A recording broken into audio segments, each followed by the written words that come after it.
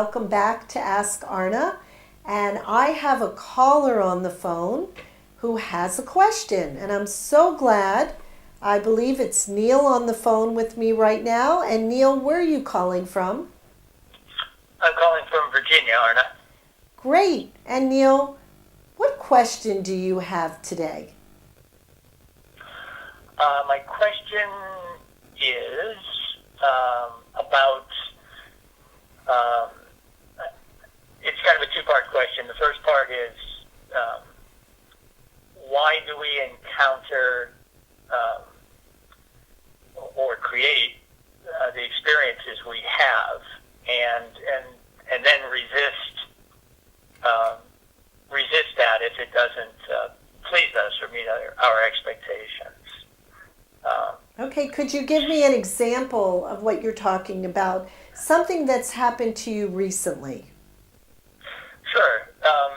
I'm here in Virginia on a business trip, and one I chose to take. And so it has turned out to be very, very different than what I imagined. But I have to acknowledge that I chose this to make this journey. That was free choice. Yet it has turned into something very different than I imagined, and not altogether to my liking. Certainly, it doesn't reflect my preferences. So I have to acknowledge that I've created this. I wasn't coerced or forced into it in any way. And then the second part of the question is, having created this, why do I see that as a problem rather than as an opportunity? Okay, by the way, I like what you just said. First of all, I like how you've taken ownership that it is something that you created. And my question is, now that you've been in it a little bit, like, for instance, you went there, how long did you think you were going to stay? I was hoping that this would be a week-long trip. And how long have you been there now for? About a month. Okay, so Neil, why did you create this experience? That's the question. That's the question. And I can tell you this much. I can't answer that until I take responsibility for creating it and recognize that its purpose is different than I imagined at the conscious level. So when I shift in that way, it's a completely different proposition. It isn't just one large disappointment, frustration, or annoyance. It's like, okay, this is not what I had in mind, but it is what I've created, so I need to look at it as such. Okay. By the way, that's excellent. Neil, that's excellent. By the way, I'm sorry for interrupting you, but what I want to look at, I always go for the energetic level. So my question is, because of this experience, what kind of energy have you had to deal with? You talk about frustration energy. What did you have to deal with that you didn't expect? Well, I think the first encounter with event of frustration was with just the realization that this was not going to take a week, but it's pretty open-ended, and it's been a month so far. So that's just within myself. In terms of the project itself, it's always running into something that can't really be anticipated but needs to be resolved. So it's running into one event after another that it requires resolution. Right, and by the way, I'm sure a lot of people who are looking at this can understand exactly what you're talking about. But the question is, how does it's kind of a microcosm of life in that respect, isn't it? It is. Well, I guess it's this idea of control and free will and, how much control we have. I guess what I'm wondering is, how does it make you feel that this is open-ended, that you're in a place, and it sounds like you wanted a brief stay there. So how do you feel that this is open-ended? Well, of course it involves some things like time and money. And, not unlimited resources on, in either sense. So it can trigger fear pretty effectively. Okay. And my other obligations haven't disappeared. So and then I begin to wonder, or I feel concern or fear about those other obligations. How is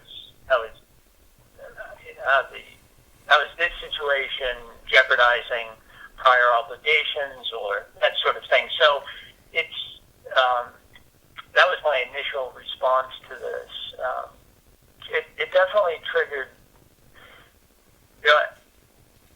So I think it's fair to call it fear because at the root is fear. We can talk about it at a higher level, like concern or right, it that is sort fear. of thing. But ultimately, it has to do with my sense of well-being and financial and all that sort of thing. So Okay, beautifully said, Neil. This is the bottom line. It's funny, this call is going to work very well with this week-long posting dealing with fear. And there is a huge opportunity here. Number one, you have been thrust in the energy of fear. And correct. that is not a great feeling. Would you agree? I agree. Okay, so the question is, what are you going to do about it?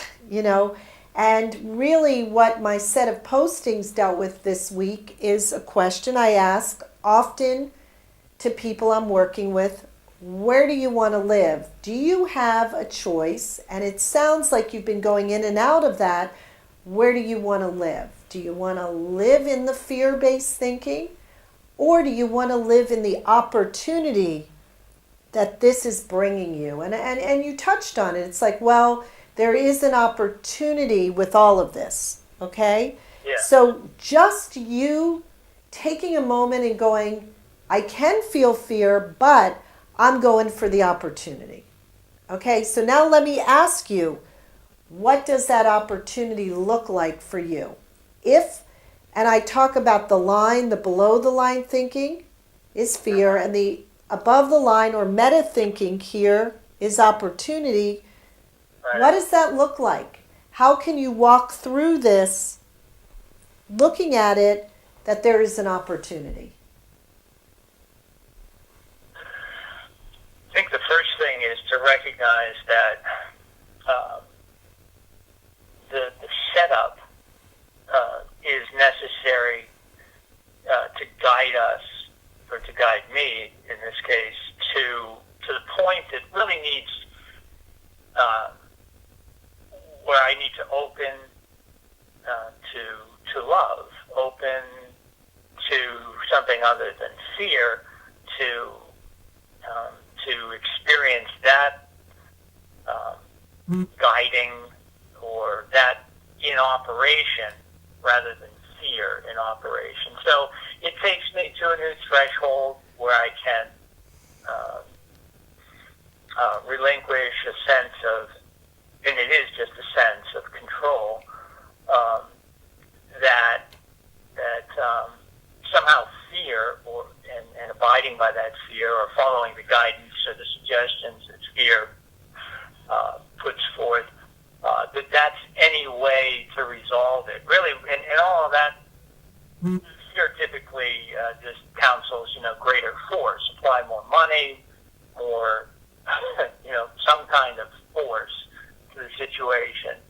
So that's what I see as the opportunity. This whole setup takes me to the opportunity to have something come to the level of my conscious mind, and for me to accept at a deeper level, to trust, and to open to my higher nature of love, and to allow that to guide rather than fear.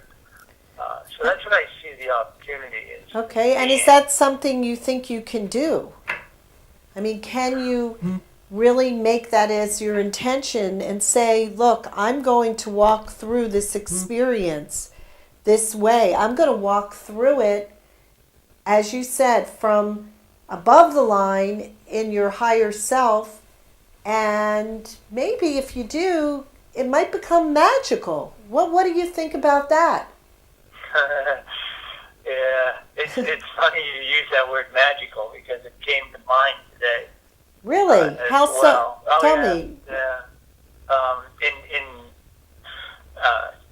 As I was driving to this work site, it occurred to me that by turning away from love as guide, the magic goes out of the experience, the wonder, and the amazing experience that this is. It all disappears, and then it just becomes, it grounds the whole experience. It makes it completely mundane. Then things are only what they appear. Situations have no other purpose than to, prevail or get through them, endure, whatever.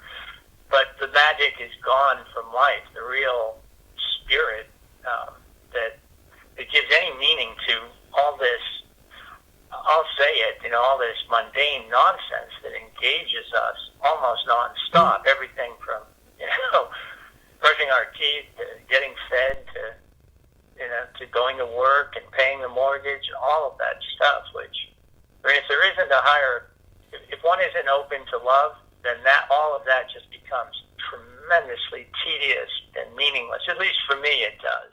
Thank you so much for joining us today in this wonderful, really, pursuit of love energy, to really understand the magic of the experience.